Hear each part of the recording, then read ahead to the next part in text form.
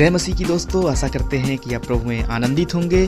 क्या चारों सुसमाचार आपस में सहमत हैं? मत्ती क्यों कहते हैं कि दोनों डाकुओं ने यीशु मसीह की निंदा की, पर लूका कहते हैं कि एक ही डाकू ने निंदा की। लूका क्यों कहते हैं कि यीशु ने एक अंधे व्यक्ति को तब चंगा किया जब वो एरियो में प्रवेश कर रहे थे, जबकि मत्ती और मरकुस कहते हैं कि ऐसी चंगाई तब हुई जब वो एरियो से जा रहे थे। प्रभु के प्रिय, इससे पहले कि मैं वीडियो में आगे बढ़ूं, यदि आप चैनल पर नए हैं तो चैनल को सब्सक्राइब करें और बेल आइकन को दबाएं ताकि जब भी हम कोई नया वीडियो डालें आपको नोटिफिकेशन मिल जाए। प्रभु के प्रियो, इस विषय पे आगे बढ़ने से पहले मैं आपको एक छोटी सी दृष्टांत बता रहा हूँ। एक बाप अपने लड़के का तस्वीर ले रहा था और लड़का एक तस्वीर में हंसता हुआ आया, एक तस्वीर में बड़ा गुस्से में आया, एक तस्वीर में बड़ा इमोशनल आया और एक तस्वीर में वो गुमसुम आया। मेरा आपसे सवाल है, वो तस्वीर उस बच्चे का कौन से स्वभाव को प्रकट कर रही है? उस तस्वीर को देख करके आप बच्चे का स्वभाव पे केंद्रित कैसे होंगे आप? इसका मतलब वो अलग अलग तस्वीर उस बच्चे का अलग अलग स्वभाव को प्रदर्शित कर रही है। सुसमाचार हमारे पास 4 भिन्न पुस्तकें हैं जो एक ही विषय को दिखा रही हैं, यीशु का जीवन। परिणाम स्वरूप है, आश्चर्य की बात नहीं है कि वे घटनाएं या भाषणों का वर्णन हमेशा एक जैसा नहीं करते हैं, परंतु क्या सुसमाचार की पुस्तकें वास्तव में एक दूसरे के साथ सहमत हैं या सिर्फ असहमत दिखाई देते हैं? इस वचन को और अच्छे से गहरे से समझने के लिए फिर से मैं आपसे एक सवाल करता हूं।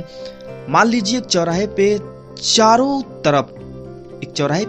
तरफ 4 व्यक्ति खड़े हैं और उस चौराहे के बीचों बीच कोई घटना हो जाती है। तो उन चारों गवाहों से यदि उस घटना के बारे में पूछा जाए तो क्या वो चारों सेम बातें बताएंगे?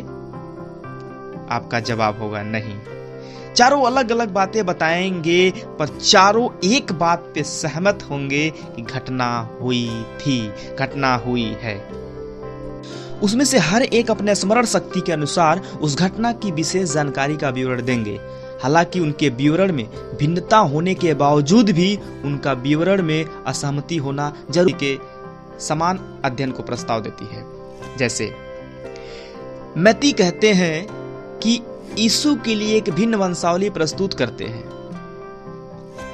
इसका एक प्रस्ताविक समाधान ऐसा भी है, ऐसा हो सकता है कि मत्ती यीशु की वंशावली उनके कानूनी पिता यूसुफ के माध्यम से देते हैं, जबकि लूका वंशावली को यीशु की माता मरियम के माध्यम से देते हैं। अगला सवाल है, क्यों मत्ती और लूका यीशु की परीक्षाओं का वर्णन भिन्न क्रमानुसार करते हैं? इसका संभावित अध्ययन यह है, मत्ती इस प्रकार से कहते हैं। मत्ती 4 अध्याय का 3 और लूका 4 का 3 आप पढ़ सकते हैं। और इसका प्रस्ताविक समाधान, मत्ती परीक्षाओं को वास्तविक घटना के क्रमानुसार देते हैं, जबकि लूका अपनी बात को रखने के लिए उन्हें एक विषय को क्रमानुसार देते हैं। अगला बात है मत्ती ऐसा क्यों कहते हैं कि यीशु ने पहाड़ी उपदेश एक पहाड़ पर दिया, जबकि लूका कहते हैं कि उन्होंने एक चौरस जगह पे यह उपदेश दिया। आप मत्ती 5 अध्याय और लूका 6 अध्याय में इसको देख सकते हैं। संभावित अनुमान यह है, संभव है कि यीशु एक चौरस जगह में पहाड़ पर बैठे भीड़ से बात करने के लिए खड़ा हुआ था। मत्ती ऐसा क्यों कहते हैं कि यीशु ने गिरादेनियों के देश में 2 मनुष्यों के भीतर से दुष्ट आत्माएं निकाली, जबकि मरकुस और लूका केवल एक ही मनुष्य का वर्णन करते हैं? आप देख सकते हैं मत्ती 8 का 28 और मरकुस 5 अध्याय का 1 पद और लूका 8 अध्याय के 26 पद में इसको पढ़ सकते हैं। यदि वहां पर 2 व्यक्ति थे तो इसका मतलब है कि वहां पर एक और भी था। यहाँ कोई विरोधाभास नहीं है, यहाँ कोई विरोध वाली बात नहीं है। शायद वो एक व्यक्ति को और किए हों। और मत्ती कहते हैं कि याकूब और यूहन्ना के माता यीशु के पास अपने पुत्रों के लिए विनती करने आई, जबकि मरकुस कहते हैं कि याकूब और यूहन्ना स्वयं यीशु के पास आए थे।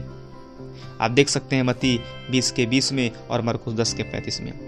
ऐसा इसलिए है, यहाँ पर कोई संदेह नहीं है कि उन 2 चेलों के साथ उनकी माता भी आई थी। उसने पहले कहा होगा, फिर याकूब और यूहन्ना ने। लूका क्यों कहते हैं कि यीशु ने एक अंधे व्यक्ति को चंगा किया जबकि वह एरियो में प्रवेश कर रहा था, जबकि मत्ती और मरकुस कहते हैं कि ऐसी चंगाई तब हुई जब वह एरियो से जा रहा था। आप देख सकते हैं मत्ती 20 अध्याय के 29 पद में और मरकुस 10 अध्याय के 6 पद में और लूका 10 अध्याय के 18 पद में। मरकुस क्यों कहते हैं यीशु ने एक अंजीर के पेड़ को श्राप देने से पहले मंदिर को शुद्ध किया, जबकि मत्ती कहते हैं कि यीशु मंदिर को शुद्ध करने के बाद उस पेड़ को श्राप दिया। आप देख सकते हैं मत्ती 21 अध्याय के 12 पद में और मरकुस 11 अध्याय के 12 पद में। यीशु ने 2 अलग अलग दिनों में मंदिर की यात्रा की और यीशु ने उस अंजीर के पेड़ को श्राप दूसरी बार यानी मंदिर जाते समय दिया था। और मत्ती क्यों कहते हैं कि दोनों डाकुओं ने जो यीशु के साथ क्रूस पर थे उनकी निंदा की, जबकि लूका कहते हैं कि एक ने उनकी निंदा की और दूसरे ने पश्चाताप किया। ऐसा हो सकता है पहले दोनों व्यक्तियों ने यीशु की निंदा की, फिर कुछ समय बाद एक ने पश्चाताप कर लिया। मरकुस क्यों कहते हैं कि मरियम बड़े भोर को यीशु के कब्र पे आई, जबकि यूहन्ना कहते हैं कि जब मरियम आई तब अंधेरा था। आप देख सकते हैं मरकुस 16 अध्याय के पहले पद से और यूहन्ना 20 अध्याय के पहले पद से। मरियम अकेली कब्र के पास तब आई जब अभी भी अंधेरा था, और फिर दूसरी बार जब सूर्योदय के बाद अन्य स्त्रियों के संग आई थी।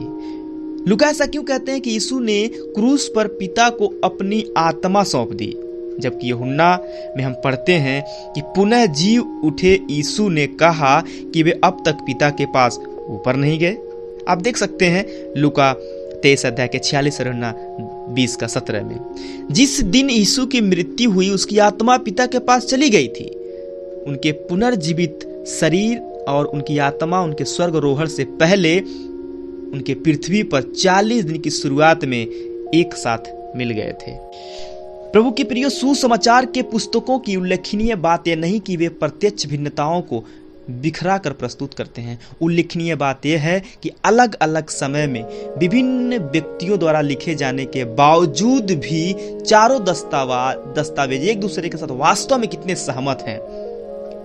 हम सुसमाचार की पुस्तकों पर भरोसा रख सकते हैं और जिस एक यीशु को प्रकट करते हैं उस पर विश्वास कर सकते हैं। प्रभु के प्रियो, चारों सुसमाचार ये बताते हैं कि यीशु मसीह को सूली पे चढ़ाया गया है। चारों सुसमाचार बताते हैं, तरीका अलग अलग है। चारों सुसमाचार बताते हैं कि कब्र पे स्त्रियां गईं। अब पहले मर्था मगदलीनी गई या मरियम गई, पर कब्र पे पहले स्त्रियां ही गईं। चारों सुसमाचार बताते हैं कि यीशु मसीह जिंदा होने के बाद 40 दिन 40 रात चेलों के साथ रहे।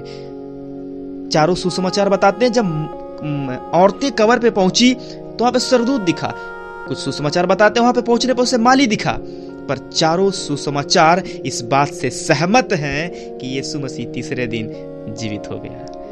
सो प्रभु के प्रिय, आशा करते हैं कि आपको कुछ समझ में आया होगा। ये चारों सुसमाचार अलग अलग लिखे गए हैं भले ही, पर चारों एक बात पे सहमत है कि यीशु मसीह सर्वशक्तिमान, सर्वज्ञानी, सर्वव्यापी, अल्फा और ओमेगा, आदि और अंत है, और वो फिर से बादलों पे आने वाला है। प्रभु के प्रियो, आप सुसमाचार पढ़ते वक्त कंफ्यूज ना हो। ये चारों सुसमाचार एक ही बात को फोकस करती है, एक ही बात को बताती है कि हम तैयार हो और यीशु मसीह आने वाला है। सो तमाम प्रकार की शिक्षाओं में ना उलझ करके अपनी निगाहें यीशु मसीह की तरफ टिकाए रहें और उसकी बाट जोहते रहें। इससे बड़ी सुकून और आनंद कहीं नहीं है। आशा करते हैं आपके आज के वचन से आशीष मिला होगा। प्रभु आप सबको और बहुतायत से आशीष दे। जय मसीह की।